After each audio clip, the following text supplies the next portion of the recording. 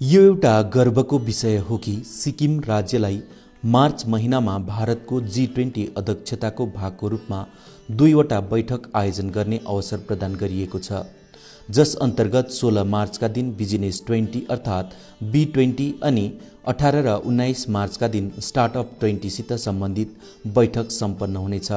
So अवसरमा G20 देशका लगभग 80 जना प्रतिनिधिहरूले सहभागिता जनाउने अनुमान लगाइएको छ। B20 विश्वव्यापी व्यापार समुदाय र G20 का प्रमुख सहभागी समूहहरू बीचको आर्थिक G20 संवाद मञ्च हो। सिक्किमका लागि B20 ले यहाँको आर्थिक क्षमतालाई प्रकाश पार्ने ठूलो अवसर प्रदान गर्नका साथै G20 देशका व्यापारिक समुदायहरूसित भागीदारीको मार्ग खुल्ला गर्नेछ। प्राकृतिक सुन्दरता र महत्त्वपूर्ण स्थलले परिचित सिक्किमले पर्यटन, अतिथि सत्कार, कृषि र दबाई उद्योगको क्षेत्रमा बहुपक्षीय व्यापार भागीदारीका लागि व्यापक अवसरहरू प्रदान गर्दछ।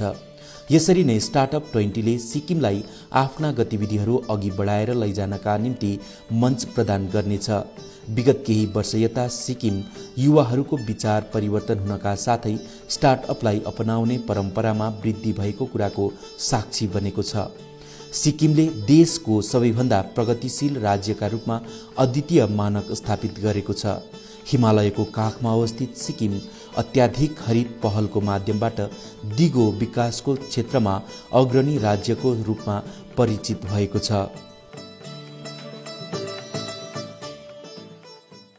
सिक्किमले राज्यलाई हरित टिकाउ लगानीका लागि अत्यधिक खोजिने स्थलहरूमध्ये एउटाको रूपमा स्थापित गर्दै आफ्ना विकासात्मक मोडललाई आफ्ना हरित नीतिहरूसित सावधानीपूर्वक जोडेको छ। एउटा सानो भौगोलिक क्षेत्रभित्र उष्ण कटिबन्धीय अर्थात् ट्रपिकलदेखि समशीतोष्ण अर्थात् टेम्परेट र अल्पाइन सम्मका वन क्षेत्रहरू सहित विभिन्न प्रकारको मौसमी अवस्थाले वनस्पति र जीविकोपार्जनका अधिक अवसरहरूको खोजी गर्न सहजता प्रदान गर्दछ। सिक्किममा एउटा स्थापित उद्योग अनि शिक्षित मानव संसाधनको समूह छ। यसरी नै राज्य सरकारले नवोदित उद्यमी र स्थानीय उद्योगहरूलाई व्यापार स्थापित गर्न र यसको विस्तारका लागि सहयोग प्रदान गर्न केन्द्रित योजना र कार्यक्रमहरूको सुरुवात गरेको छ। समावेशी विकासको प्रतीकको रूपमा महिला सशक्तिकरणमाथि जोड सिक्किमका अद्वितीय सुविधाहरूमध्ये एउटा हो। सिक्किमले राज्यको प्रगति र विकासका प्रत्येक क्षेत्रमा महिला सहभागितामाथि गर्व गर्दछ। सिक्किमका महिलाहरूले प्रशासक, नीति निर्माता, शिक्षाविद, विधायक र उद्यमीको रूपमा राज्यलाई सक्रियतापूर्वक योगदान पुर्याएका छन्। राज्यको अर्थव्यवस्थामा महिला स्वयं सहायता समूह र सहकारी सङ्घहरूको योगदान उल्लेखनीय छ। सिक्किमले देशकै पहिलो प्रमाणित जैविक खेती भएको राज्यको रूपमा छुट्टै छाप छोडेको छ। जैविक उत्पादहरू अन्तर्राष्ट्रिय बजारहरूमा पनि उपलब्ध हुन थालेको सिक्किम प्रिमियर फर्स्ट फ्लस, अर्थोडक्का अन्य फ्लसेस, ओलोगन, हरियो र सेतो चिया जस्ता विशेष चियाको दायराको साथ तिमी चियाका लागि प्रसिद्ध छ। वर्ष 2008मा जैविक चिया बगानको रूपमा प्रमाणित यस राज्यले विश्वभरिबाट प्रशंसा कमाइसकेको छ। तिमीको चियालाई आज विश्वका उत्कृष्ट चियामध्ये एउटा मानिन्छ। तिमी चिया बगानको विशिष्ट परिदृश्यले प्रत्येक कपको चियाको स्वादलाई दर्शाउँदछ। समुद्री सतहबाट 1400 देखि 2000 मिटरसम्म फैलिएको तिमी चिया बगानले प्रत्येक मौसममा भिन्नै प्रकारको चिया निकाल्दछ।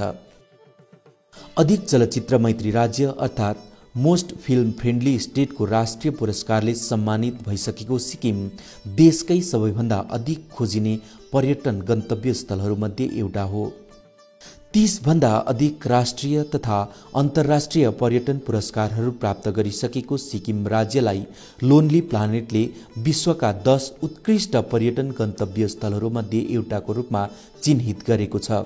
सिक्किमलाई विश्व पर्यटनको मानचित्रमा विश्वका 100 उत्कृष्ट पर्यटन गन्तव्य स्थलमध्ये एकको रूपमा चिन्हित गरिएको छ। यस राज्यले पर्यटन क्षेत्रमा अन्य कुरा सहित साहसिक ग्रामीण पर्यटन, कल्याण र तीर्थयात्रा अनि विशेष गरी पूर्वी बौद्ध सर्किटमा विभिन्न प्रकारको सेवा प्रदान गर्दछ। सिक्किमलाई आफ्नो आध्यात्मिक आकर्षण र अद्वितीय संस्कृति अनि परम्पराका लागि जानिन्छ। राज्यलाई चिकित्सा पर्यटनका लागि पनि सम्भावित स्थलको रूपमा हेरिएको छ। स्वास्थ्य क्षेत्रमा सरकारको उच्च प्राथमिकताका कारण निवेशकहरूले विश्वस्तरीय स्वास्थ्य पूर्वाधार विकास गर्ने र कौशल विकास जस्ता अन्य क्षेत्रमा निवेश गर्ने अवसर खोजिरहेछन्। सिक्किमको अर्को ध्यान केन्द्रित क्षेत्र भनेको शिक्षा र कौशल विकास हो। राज्य सरकारले सिक्किमलाई देशकै शिक्षाको केन्द्र बनाउने लक्ष्य राखेको छ। सरकारले राज्य बजेटको लगभग 20% उपलब्ध गरेर शिक्षा क्षेत्रलाई उच्च प्राथमिकता दिएको छ। सिक्किम विश्वको तेस्रो अग्लो प्रभावशाली पर्वत कञ्चनजङ्घाको घर हो।